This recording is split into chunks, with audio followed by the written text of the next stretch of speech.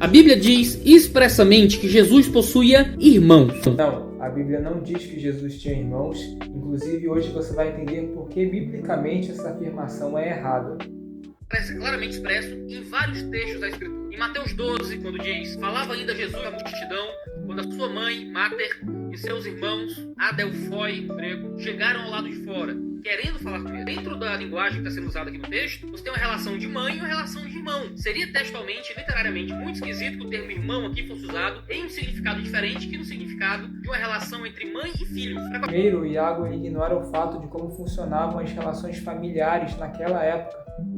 As relações familiares entre os israelitas eram entendidas como família, clã, tribo e povo. E no hebraico você tem um termo que mostrava essas relações de parentesco, tanto familiares quanto tribais, ou de clã, que é o termo ar.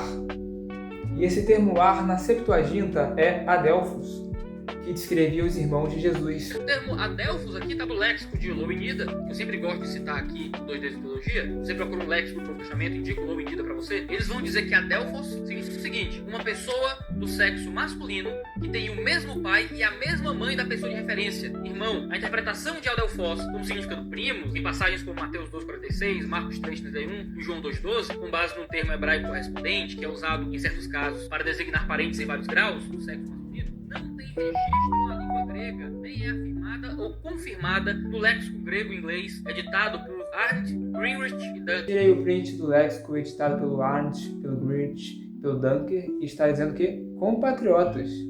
Entenderam? Adelphos pode ser compatriotas.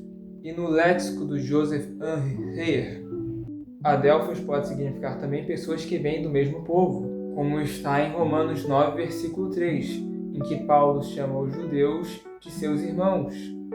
E no grego é utilizada a palavra adelphon, que é basicamente adelphos, só que no acusativo. Ou seja, a falácia do aramaico, que geralmente é aplicada aqui por muitos grupos que tentam defender a virgindade perpétua de Maria, que na verdade o termo Adelphos estaria se referindo a primo, porque não havia uma palavra para primo no hebraico, como Jesus e o pessoal estava falando em hebraico, eles registraram a palavra irmão, que geralmente era usada para falar de parentesco em nível geral no hebraico, não se sustenta dentro do léxico grego, e nunca houve esse tipo de hebraísmo sendo usado no Novo Testamento. O termo irmão muitas vezes é usado metaforicamente para falar de irmãos na fé, ou uma coisa assim, mas nunca é usado para substituir outras relações mais complexas de parentesco. Então, quando Paulo prega para os judeus que não eram cristãos em Antioquia, que não eram irmãos na fé, ele utiliza o termo adelphos, entendeu? Ele chama de irmãos com base na questão de povos, eles pertencerem ao povo de Israel.